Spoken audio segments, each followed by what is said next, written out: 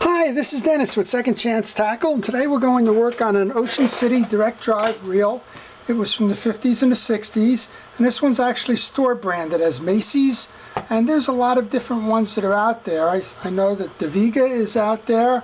I think that there's one from Hudson as well, but Ocean City made this reel, and in addition to making this reel, they made them for the department stores that had their own sports brands. So for example, I believe you can also find this in the Ted Williams from Sears. But at any rate, one of our viewers sent this in, Gary, and asked me to tune it up. And we'll just go over the basics real quick on this one. This is what I call a revised knuckle buster. So as you'll notice, what's missing is the star drag. There are no drags in this reel. This is pure strength on strength. You would fight the fish reeling this way, and if the fish needed line, you would simply back the line this way. The improvement over the old knuckle buster, and this is the Penn 77, it's called a knuckle buster because if you lost control of that, this reel is going to backspin, and if you got your hands in the way, if you're casting or anything else, it's going to damage your knuckles. So the old knuckle buster. But this one does not have a spool release. So this one's direct drive in the purest sense of the word. Forward retrieve, backwards let the line out, and it's also very convenient. It's ambidextrous. Just turn it around. Left hand forward, back hand let the line loose. So there was an improvement to the direct drives in the 50s and 60s where they went to the spool release, and this is common, I believe, on the Penn 190, which I'm going to do next. And this simply allowed you to let the line out without backpedaling the reel. So we'll take a look at this one. We'll tune this one up for Gary, and we'll get this one back fishing or on display, whatever his choices are. So the first thing to do then is start by taking out that handle screw.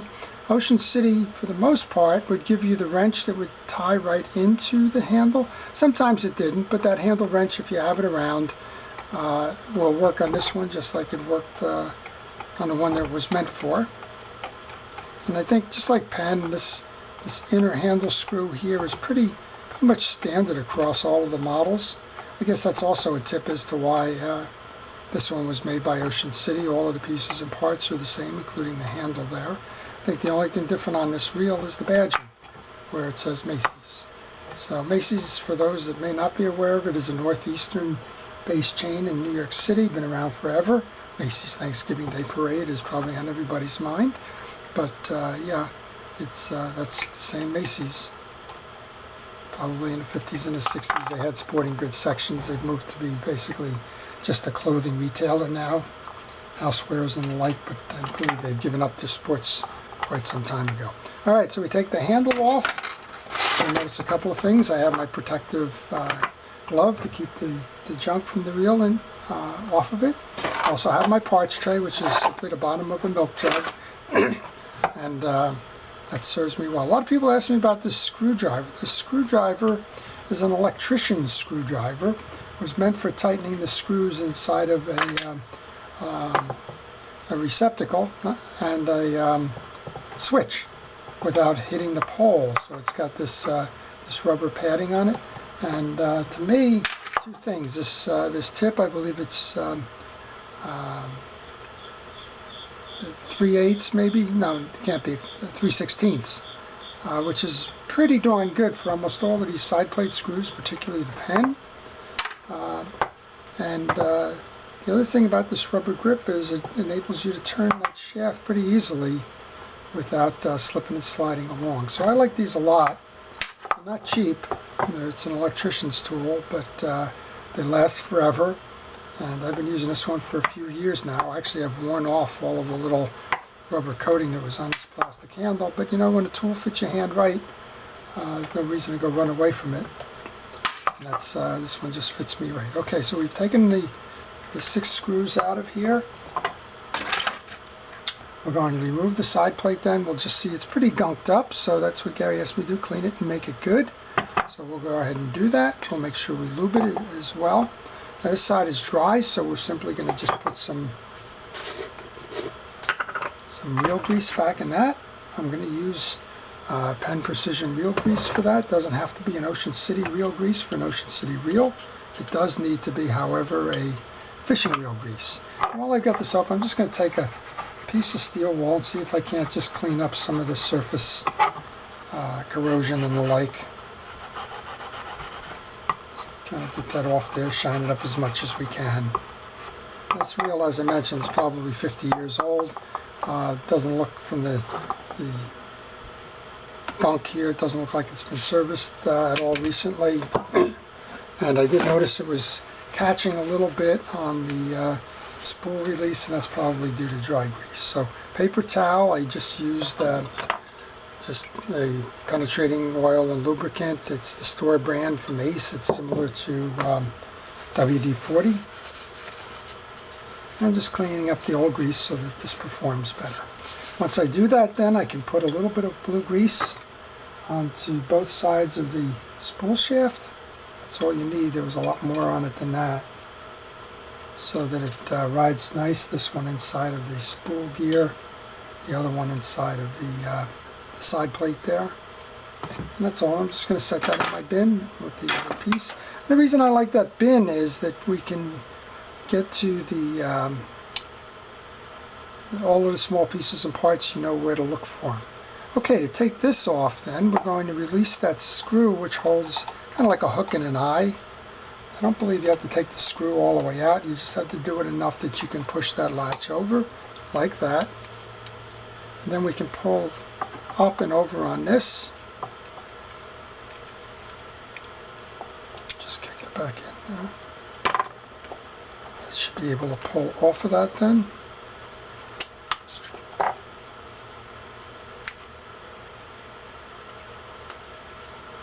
Getting this hooked. I don't have that hand strength that I would like to have.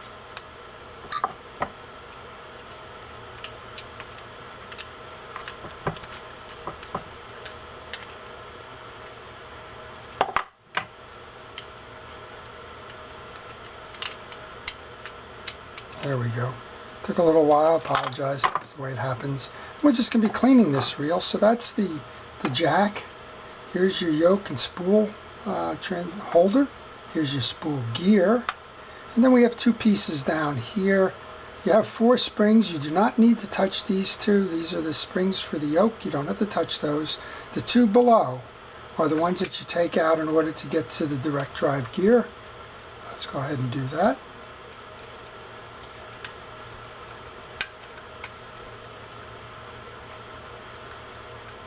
And you'll notice I'm cupping my hands. That's habit at this point. There's nothing that's going to come off here from these screws. It's just habit. All right, I'm going to go grab a paper towel, see if we can't clean up some of this before we put it into the parts tray. And after 50 years, these parts are still in nice condition. You'll notice that it's still pretty shiny, solid metal.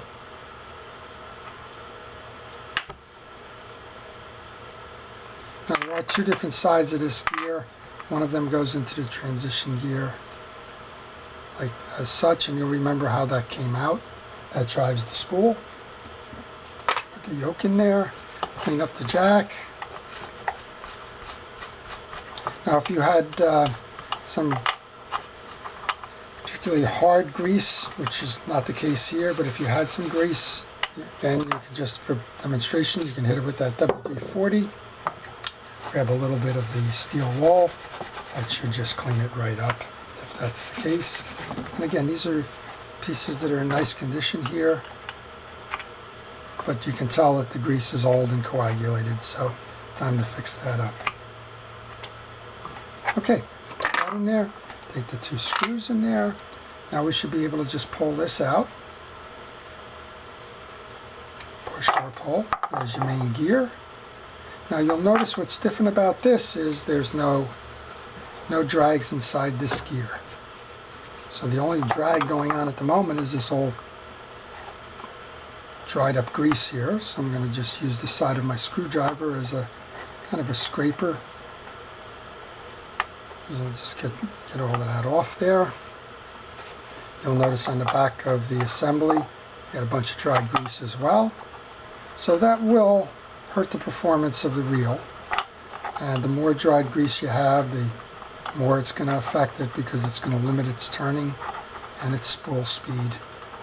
And over time it'll just stop a reel if you don't take care of it. Okay, it's back to this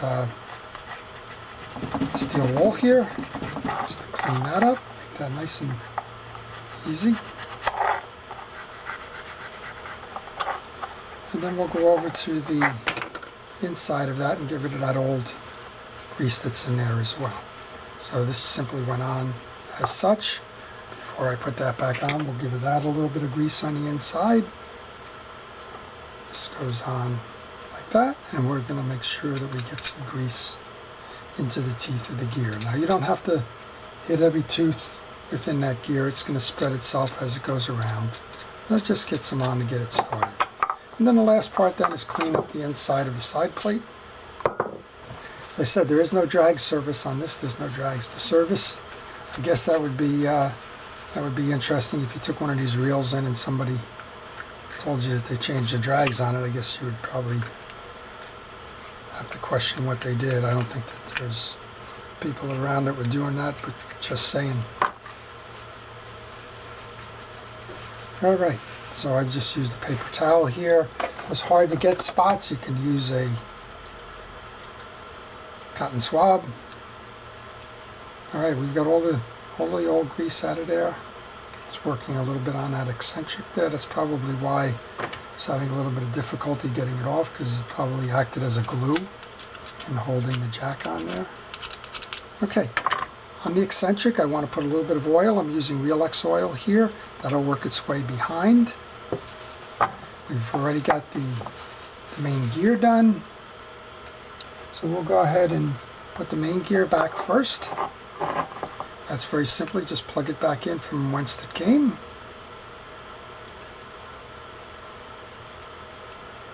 Push down on these two, grab the two screws that we took, and that's why this parts basket is so good. You just know to look there. Go ahead and tighten the one down. Now if these start spinning, you could go to the other side. There is a slot in those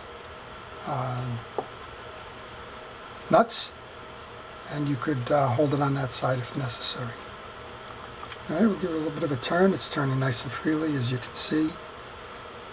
Now we'll go ahead and put the assembly back together here for the spool gear. As I mentioned, the spool gear has two different sides, so you can't screw that up in terms of which side goes into the carrier and which side goes to the spool. Now on the pen reels, that spool gear has a slot in it to accept the spool. In the case with Ocean City, they put this carrier on, and you can see the 4 slots on this one. That's going to grab the spool and enable you to turn it.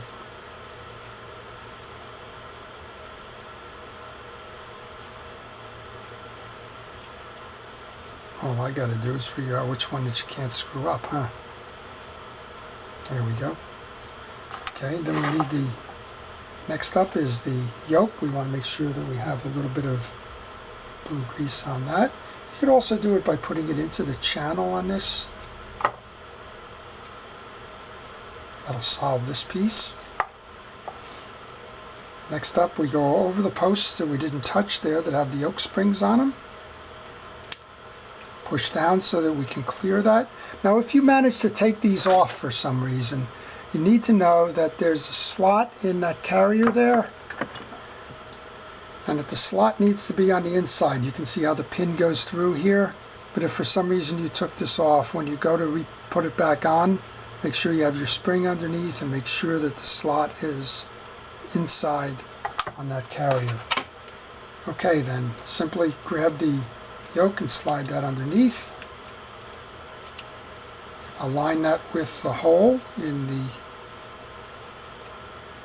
that accepts the stud from the eccentric. Flip your little hook and eye over, for lack of a better term. Tighten that down. And then the last thing I'm going to do before I put that on, I'm going to clean this up a little bit. I'm going to use a general degreaser. In this case it's Purple Power. It's a cleaner degreaser, and it takes off a lot of junk and it's not a harsh chemical or anything. It just kind of cleans it up a little bit, so why not?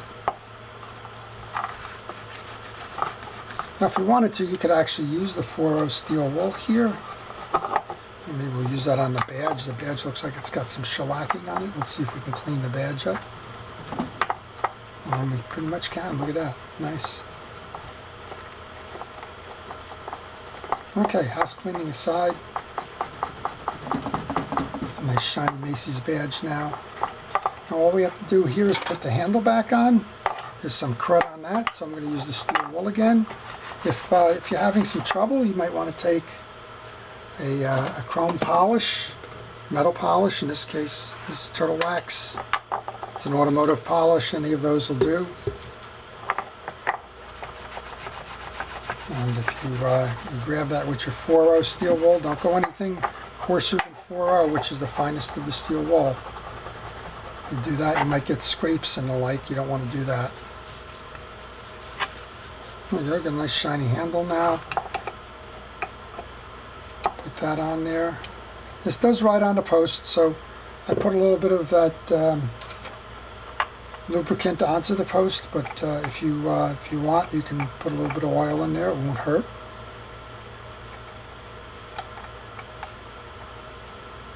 Now I could have put this on the reel without the handle first.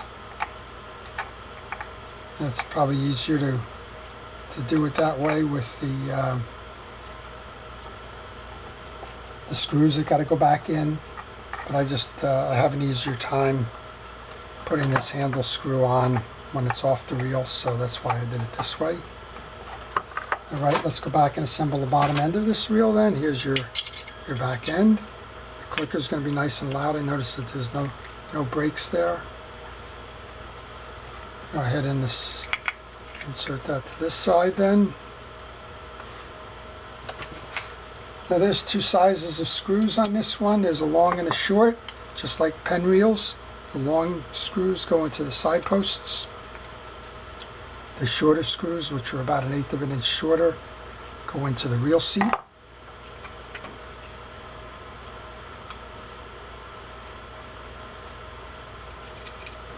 And with a couple of screws in, we're almost done.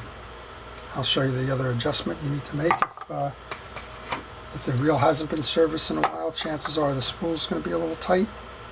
And if it is, that's why you have the bearing adjuster on a non-gear side plate. But let's go ahead and see if that becomes a problem or not. Okay, 2 more to go here, 3 more to go. That's nice about the parts tray. You know where you are in the progress. If you look in there and you see some parts left, it either reminds you that you didn't put one in somewhere that you should have, or it tells you you're almost done. So in this case, it tells me I'm almost done. 1 more to go. And we'll be done with the modified knuckle buster, the Macys reel manufactured by Ocean City somewhere in the 1950s or 60s. And this thing can probably fish into the 2060s. There's limited moving parts. Look at that sucker go. And let's see if we freed up. Look at that. Isn't that nice? Some of the quality of these older reels is just amazing. There we go. Alright, so that's how you rebuild a direct drive reel. It's easier. You don't need the drag services or anything. Less moving parts, less things to break. This one can last a lifetime. Free spool. Wind it up. Okay? If that spool was tight because we put in some extra lubricant, you could back this adjuster nut off, but this one, you just have the slightest side-to-side play, which is what you're supposed to have in a spool, and no adjustment needed. So I hope you've enjoyed that. This is Dennis with Second Chance Tackle. Thank you for watching.